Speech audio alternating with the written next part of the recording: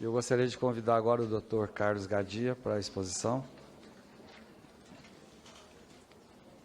Boa tarde a todos.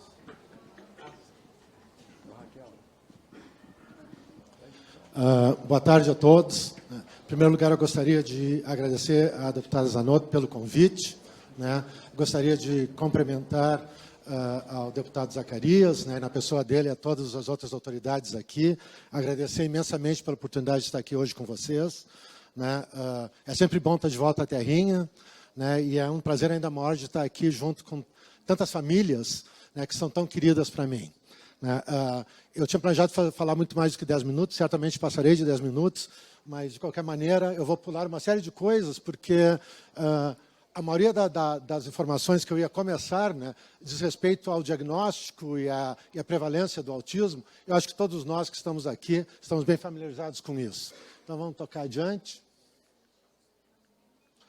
Eu, com o maior prazer, discutirei isso se houver alguma pergunta depois.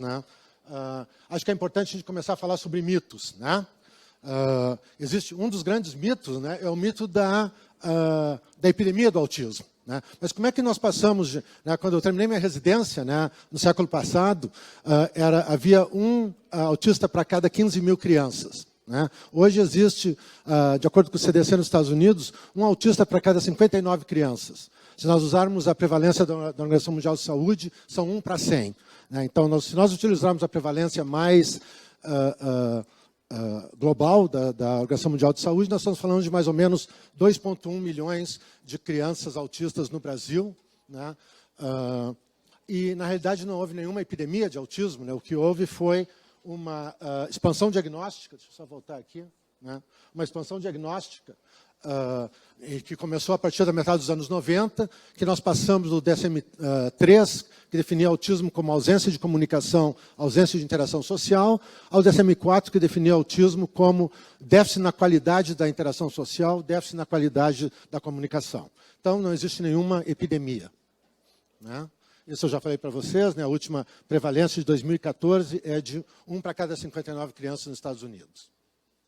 Infelizmente, nós não temos nenhum estudo de prevalência grande aqui no Brasil. Existe um único estudo de prevalência que foi feito num bairro de uma cidade do interior de São Paulo, feito por pessoas de altíssima qualidade, mas é um estudo bastante pequeno, que deu uma prevalência de 0,3%. Então, na realidade, por alguma razão aqui no Brasil, nós teremos um fator protetor de autismo, mais de 3 vezes menos do que a população em geral do mundo. Acho que é pouco provável, nós precisamos resolver esses números. Isso aqui é simplesmente uma explicação de por que houve esse aumento da prevalência do TEA, como eu já expliquei para vocês. Parte disso se deve à expansão diagnóstica, 30%, mais ou menos 16% a influências sociais, ou seja, o fato que nós moramos cada vez mais perto um dos outros, e a gente acaba falando um com o outro e encontra famílias com autistas. 11% que são... Desculpe, as influências sociais, na realidade, são a comunicação entre pais e entre profissionais. 11% fatores geográficos, quão perto ou quão longe nós moramos um dos outros. 2% que é a idade paterna. Hoje se identifica claramente que a idade paterna é um fator de risco para o autismo. E mais ou menos algo em torno de 35%, 40% que nós ainda não sabemos como explicar esse aumento da prevalência, provavelmente associado a fatores ambientais. Isso eu acho muito importante falar, que é o impacto econômico do autismo. Nos Estados Unidos, o custo do transtorno do espectro do autismo por ano é de 268 bilhões de dólares. Se imagina que até 2025 será de 1 trilhão de dólares.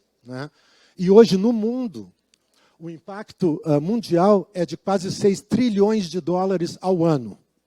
Isso sem contar na perda de horas de trabalho da mãe, na perda de horas de trabalho do pai, na perda de potencial de trabalho dessa criança. Então, nós estamos falando de um custo que é absolutamente astronômico, 6 trilhões de dólares nesse momento.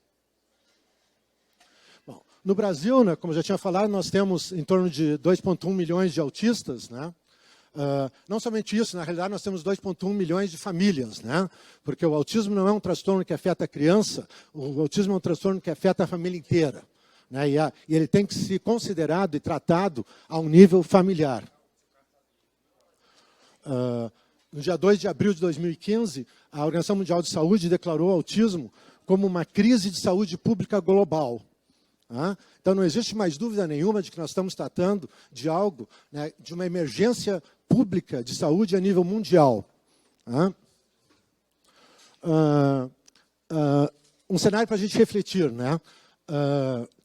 Pode parecer uma história de ficção, né? Mas em 2013 havia um país em que TEA não aparecia como matéria específica em nenhuma das 202 faculdades de medicina do país, em nenhuma das faculdades de fonoaudiologia, em nenhuma faculdade de psicologia. No treinamento de pediatria também não se fazia ênfase ao transtorno do espectro do autismo como um problema de saúde pública, né? E um centro de excelência na maior cidade do país, São Paulo, recebia R$ 6,79 por hora para atendimento de uma criança autista, né? Isso parece uma história de ficção, né? Uma mentira, mas na realidade não é, né? O nosso país, né, é certamente um país de contrastes, né? Esses contrastes vão desde crianças que estão algemadas dentro de casa até um serviço de bastante qualidade do ponto de vista de pesquisa básica sobre autismo nas nossas universidades. Apesar dos poucos recursos para pesquisa, nós estamos fazendo um trabalho muito bom do ponto de vista de pesquisa. Mas, mais importantemente, né, é o trabalho das organizações de famílias, né? Como já foi dito aqui anteriormente, né, nada acontece no mundo até hoje que não tenha sido criado ou estimulado pelas famílias, pela organização das famílias em grupos cada vez maiores, né? Nós, como profissionais da saúde, né, profissionais de educação, políticos, nós estamos na retaguarda, nós estamos sendo empurrados por vocês, né? E nós temos que cada vez mais ser empurrados para que a gente possa contribuir cada vez mais a esse respeito, né? Qual é o cenário atual no Brasil? É muito comum, né, eu ver famílias que os pais dizem ninguém sabe o que ele tem. Outras pessoas dizem assim, mas acho que o meu filho na realidade é mal educado, né? Imagino que todos vocês já passaram por situações como essas, né? Eu nunca ouvi falar em autismo. Minha filha é autista, mas eu não sei quem possa tratá-la. Não sei onde nem começar o tratamento do meu filho. Não encontro terapeutas na minha cidade com experiência em autismo. Não encontro escolas preparadas para tratar crianças com autismo. Fui até o hospital da universidade e ele foi diagnosticado com autismo. A minha próxima consulta será daqui a 3 anos. Isso não é uma piada, isso é verdade. Isso é verdade, né? Um dos maiores centros de referência de tratamento de crianças autistas no Brasil tem uma lista de espera de 3 anos. Depois do diagnóstico, vocês voltam em 3 anos para ver como é que ele está. Então, esse é o cenário atual. Quais são os desafios que nós temos, né? Reconhecer o transtorno do espectro do autismo como um problema de saúde pública mundial. Nós precisamos saber quantos nós somos, né? Um estudo de prevalência. O censo vai nos dar uma ideia, né? Mas vai ser uma ideia certamente para baixo, né? Porque o censo não foi feito para a gente fazer diagnóstico de autismo, né? Ele simplesmente vai nos dar uma ideia, né, de quantas pessoas, na realidade, quantas famílias reconhecem que na sua casa existe alguém autista. É necessário fazer o diagnóstico precoce, é necessário intervenções precoces, né, utilizando terapias baseadas em evidência, né, pessoal? Então, particularmente em países onde os recursos são limitados, nós não podemos nos dar ao luxo, né, de tentar de tudo um pouco para ver o que vai funcionar, né? Nós não podemos nos dar ao luxo de querer reinventar a história do autismo. A história do autismo já foi escrita em muitos outros países, né? E eu entendo perfeitamente que cada país tem que viver a sua história. Mas nós não temos nenhuma razão de ter que repetir os erros de outros países, simplesmente porque nós não ouvimos a história deles. Formação e capacitação de profissionais. Isso de tudo que eu vou falar hoje é o mais importante, né? Nada ocorrerá, nada pode ocorrer em termos de melhora, se nós não tivermos formação e capacitação de profissionais, né? Hoje em dia, o número de profissionais capacitados para tratar crianças dentro do espectro no Brasil é extremamente pequeno, né? Então, as pessoas, né, pais, né, que vão me visitar, né, e que passam algum tempo lá no meu centro, dizem assim, bom, em 1 mês aqui ele melhorou mais do que em 3 anos fazendo a terapia que ele fazia na cidade X no Brasil.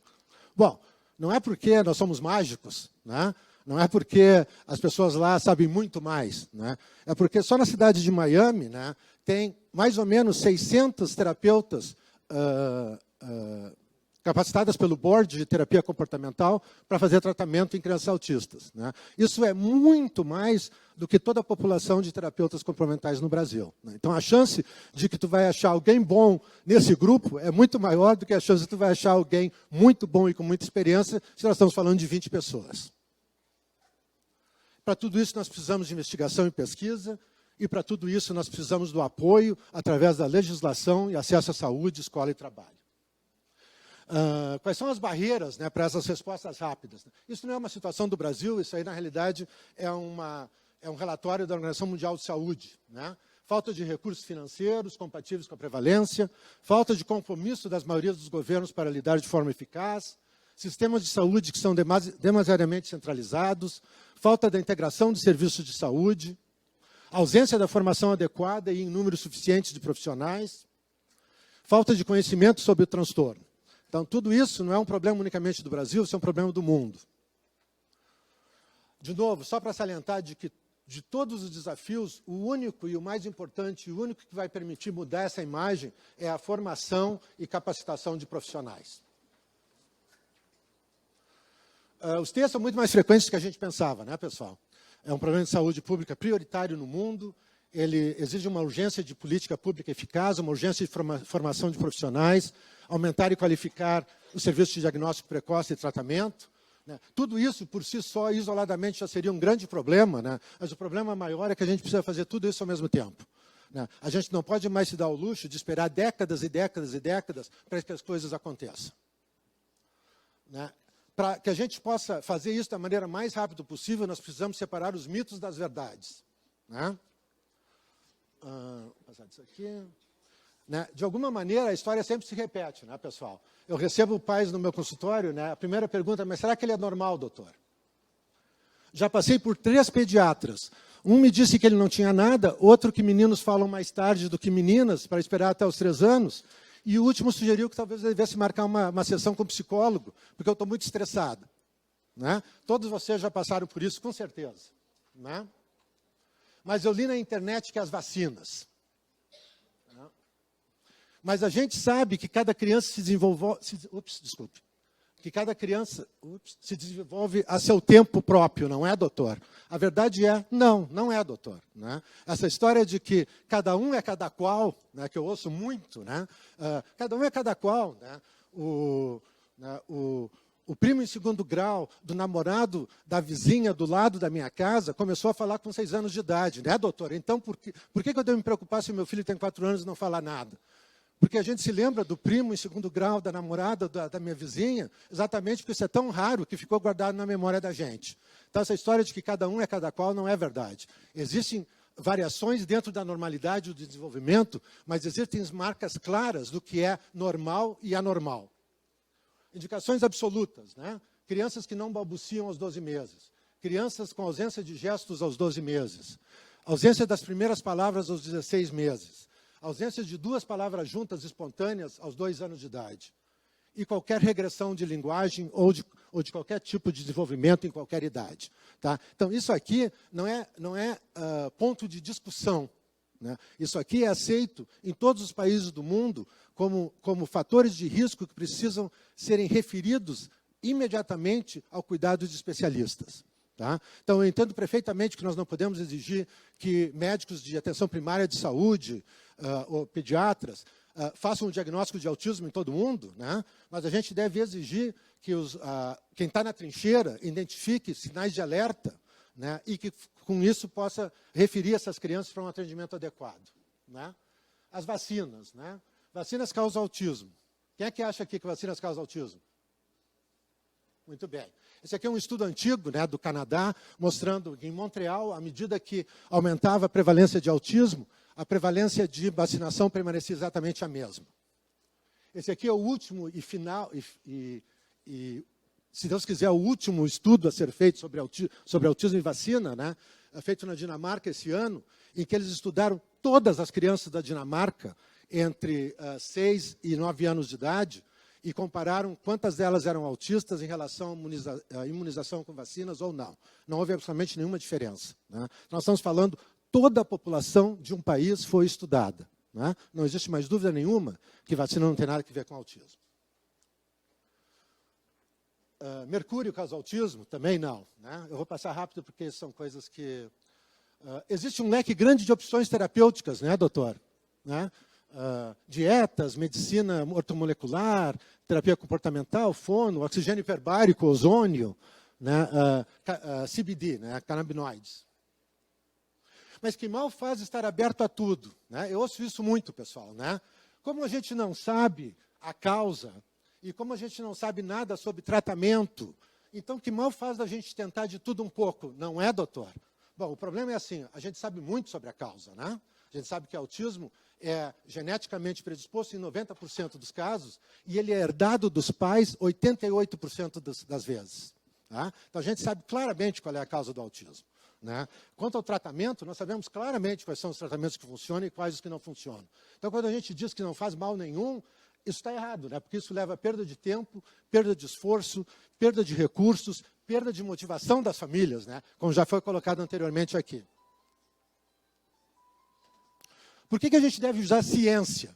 Porque ciência funciona. Né?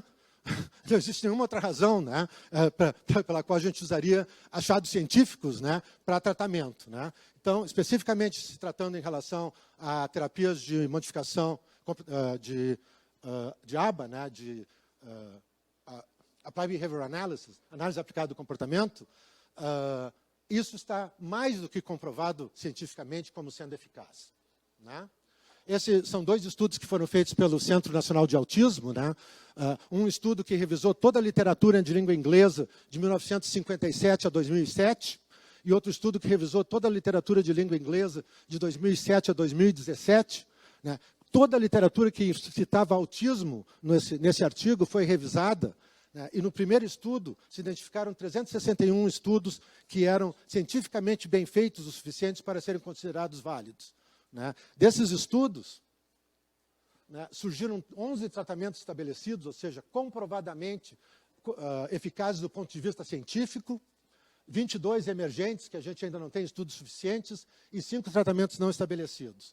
Na segunda fase do estudo, né, em 2015, os tratamentos reconhecidos já eram 14. Né? Desses tratamentos reconhecidos como cientificamente eficazes, dos 14, quase todos eles estão relacionados a algum tipo de tratamento de terapia comportamental.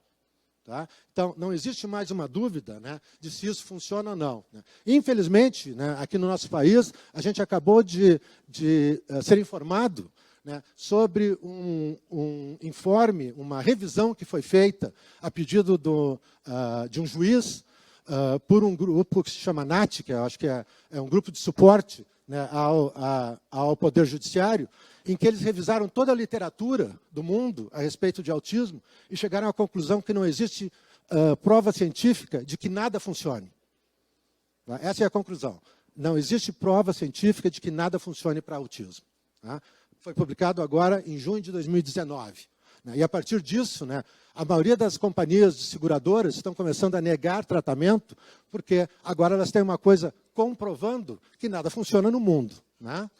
Esse trabalho de revisão, ele usa como referência 6 artigos. 6 artigos. Tá? Bom, entre os tratamentos estabelecidos, eu quero chamar muita atenção da importância da capacitação de pais. Capacitação de pais é hoje reconhecido como cientificamente comprovado como eficaz.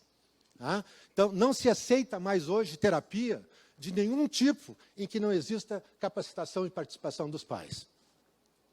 Isso aqui é só um slide para mostrar, né, esses são os 2 maiores estudos de revisão científica do tratamento do autismo. Esses 2 estudos mostram claramente, né, feito por 2 grupos totalmente diferentes, que todas essas terapias, que estão marcadas com um X, são cientificamente comprovadas como eficazes. Né? Infelizmente, né, praticamente nenhuma delas está sendo aplicada em terapia aqui no Brasil. Obviamente, tem tratamentos não estabelecidos. Né? Eu acho que todos nós entendemos que dar choque elétrico numa criança autista provavelmente não vai ser útil. Né? E, obviamente, outras coisas, né, que a gente ouve falar muito no dia a dia, que também não tem absolutamente nenhuma comprovação científica de que funcione. Bom, o autismo tem cura, doutor? Né, mas ouvi falar que o oxigênio hiperbárico, ouvi falar que a ozonioterapia. Recentemente ouvi falar que o MMS, né, que é basicamente soda cáustica, né, cura autismo. Né? E quem sabe as dietas. Né? Nada disso funciona, né, pessoal? Né? A discussão se existe cura ou não existe cura para o autismo, né, é uma discussão filosófica. Né? Existe um grupo grande aqui de especialistas que diz que uma vez autista, sempre autista. Né? E existe um outro grupo grande aqui de especialistas que acreditam que uma porcentagem pequena de crianças dentro do espectro, em torno de 5% das crianças, sai do espectro. Esses grupos têm brigado, né, uma briga de belezas, por muitos anos. Né? Então, para a gente resolver isso, o que aconteceu? Se criou um novo nome. Né? Agora, em vez de dizer cura, a gente diz resultado ótimo. Essa criança atingiu resultados ótimos. Né? Então, o grupo aqui que diz não tem cura, diz, bom, resultados ótimos eu posso aceitar. O grupo aqui que diz tem cura, diz, bom, em vez de dizer cura, resultados ótimos também está bom para mim. Então, essa é a nova linguagem a ser utilizada. Tá? Fiquem muito atentos a promessas de cura, a pouco ou nenhum tratamento necessário, né? Aqueles cursos que tu faz, começa sexta de manhã e termina sábado à tarde, né?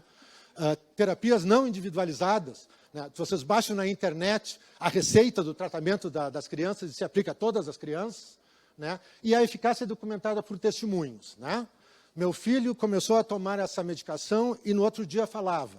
Né?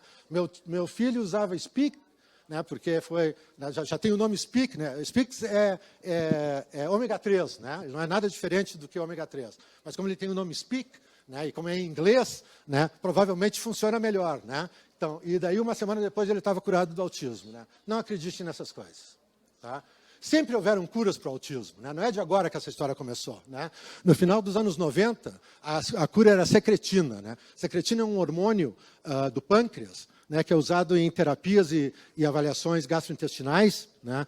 E em 98, infelizmente para nós, né, da área pediátrica, um gastroenterologista pediátrico resolveu que injeção de secretina curava autismo. Né? Ele era um excelente gastroenterologista pediátrico na Johns Hopkins. Né? Ele nunca tinha visto um autista na vida. Né? Mas ele publicou um estudo de e a partir disso a secretina se tornou a cura do autismo. Foram necessários 3 estudos e 10 anos de estudos para provar que isso não era verdade. Vocês imaginam a quantidade de dinheiro que nós tivemos que deslocar para isso. 2000, as dietas, né, que nós sabemos que, obviamente, podem ser úteis para problemas gastrointestinais associados ao autismo, mas que não tem nenhum impacto direto nos sintomas do autismo. 2017, a ozonioterapia, né, que, como eu já disse para alguns dos minhas famílias aqui, né, se fosse utilizado nos Estados Unidos, levaria imediatamente à perda do direito parental dos pais, né, porque isso claramente se definiria como abuso de criança com déficit, né, o uso de um tratamento que requer uma mangueira colocada no ânus da criança, obviamente se define como abuso de criança com déficit. E agora, mais recentemente, o MMS. Né? Tudo isso é mito. Né? Canabidioide, para terminar. Tá? Será que isso vai ser a cura? Eu não sei. Eu tenho muita esperança que o canabidioide vai ser útil. Tá? A gente acha que ele provavelmente vai ser útil para questões de ansiedade no autismo. Tá? Mas até agora, nós não sabemos. Tá, pessoal? Então, quando me dizem assim, mas fulano está usando, Beltrano está usando, o doutor... Nos Estados Unidos, todo mundo usa. Isso não é verdade. Eu não conheço nenhum médico nos Estados Unidos que é sério que usa canabidioide. Ninguém. Tá? Então, tem um estudo que terminou agora em Israel com 300 crianças, 150 típicas, 150 dentro do espectro, que vai ser publicado até metade do ano, que vai nos dar algumas respostas. Tá? Então, nós vamos passar do achismo, né? Eu acho que 2 gotas, eu acho que 5 gotas, eu acho que isso aqui. Nós vamos passar do achismo a algum dado cientificamente comprovado ou não. Tá? Prioridade número 1, diagnóstico e intervenção precoce, reconhecer os sinais. Prioridade número 2 é a intensidade das intervenções.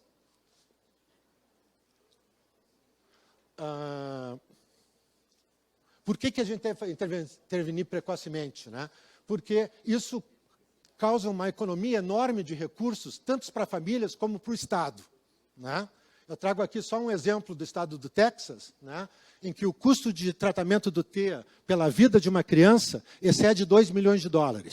Né?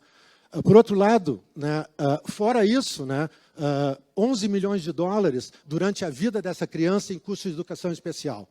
Se essa criança for tratada de uma maneira adequada e intensiva por 3 anos, ao custo de $25 mil, a chance de que ela vai se tornar uma criança muito mais funcional é grande, e nós vamos estar economizando por criança $2 milhões. Né? Então, se nós temos 2 milhões de crianças no Brasil, vocês imaginem, né, qual é a diferença que nós vamos ter em termos de diminuição de custo. Isso aqui é só para lembrar que existem, obviamente, outros métodos de intervenção que são extremamente úteis, né, no tratamento do espectro, né, como fonoaudiologia, terapia ocupacional, etc. Tá? Esse aqui é o meu time de terapeutas, né? Eu ponho isso, né, simplesmente para dizer para vocês, né, que faz muita diferença a qualidade de treinamento das pessoas. Né? Existe uma diferença muito grande, pessoal. Né? Eu costumo dizer assim, né, quem aqui já ouviu falar sobre floor time? Muita gente. Né? O Dr. Stanley Greenspan, um psiquiatra infantil, né, criou esse método mais naturalístico, né, de intervenção. Né? Eu vi o Stanley aplicar esse método numa criança. Né? Ele fazia chover para cima. Né? Por outro lado, né, eu também vi pessoas que fizeram o curso de floor time de sexta de manhã a domingo de noite e se tornaram especialistas em floor time. Bom, essas pessoas, né, elas estão, na realidade, causando um dano. Né? Primeiro, porque elas não estão fazendo nada. Segundo, porque elas estão custando dinheiro para as famílias e para o país. Tá? Isso aqui é só para lembrar que, apesar do time de terapeutas, a parte mais importante do time é a família. Tá? O envolvimento familiar é certamente a prioridade talvez mais importante de todas, né? Porque nada ocorre sem ela. Tá? Isso aqui é só para fazer uma homenagem, né, a algumas das famílias que têm feito trabalhos absolutamente espetaculares aqui no Brasil, né, que passaram do que eu digo do luto para a luta, né, algumas criando projetos, né, ou planos de treinamento para profissionais de saúde pública, né, para treinamento de pais, né, alguns colocando a palavra autismo na mídia. Né, nós todos sabemos que né, existe uma quantidade muito grande de pessoas muito famosas no Brasil, tanto do ponto de vista artístico quanto do ponto de vista político, né, que têm crianças ou filhos ou netos dentro do espectro e que absolutamente se negam a revelar isso, né, quando isso podia ser de grande utilidade para nós todos. Esse aqui é a última família que eu vou mostrar para vocês, né, é uma família de São Paulo. Né? Esse aqui é o Rafa, essa aqui é a mãe dele, a Alessandra. O Rafa foi um dos meus primeiros pacientes no Brasil. Né? Ele foi a primeira criança que apareceu numa capa de uma revista nacional, de tiragem nacional, falando sobre autismo. Né? Isso foi em 2007. Então, vocês imaginem, né, a coragem dessa família, né, que tinha muitos recursos e não precisava mostrar ele para ninguém, muito mais dizer que ele era autista, permitir que a gente publicasse o rosto dele numa revista de tiragem nacional, para que a palavra autismo deixasse de ser um segredo. O transtorno no Brasil ainda é um quebra-cabeça, né, que tem muitas peças a serem montadas.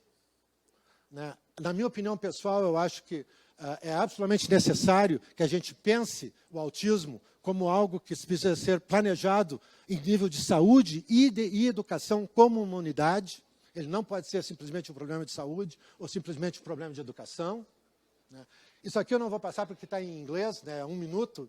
Esse é o Andy Shi, é o vice-presidente de ações globais da Autism Speaks, que é a maior organização de autismo do mundo. Né? E ele teve o carinho de me mandar isso ontem de noite, quando eu fiquei sabendo dessa lei que foi... não é uma lei, é desse parecer que foi publicado a respeito de que nada funciona para autismo. Ele gravou 1 minuto de vídeo para nós, né, para dizer que isso é absolutamente contra tudo que se conhece no mundo hoje em dia. Né? Então, eu não vou passar para vocês porque vai gastar tempo, né, eu já passei do meu tempo. Greetings. Tá, mas ele vai estar à disposição, This is Andy meu Sher, Senior Vice President of Public Health Inclusion. Eu queria novamente agradecer, né, por essa oportunidade, pela atenção de vocês, e me coloco à disposição se vocês tiverem alguma pergunta, e se sobrar tempo, vai ser um prazer. Muito obrigado.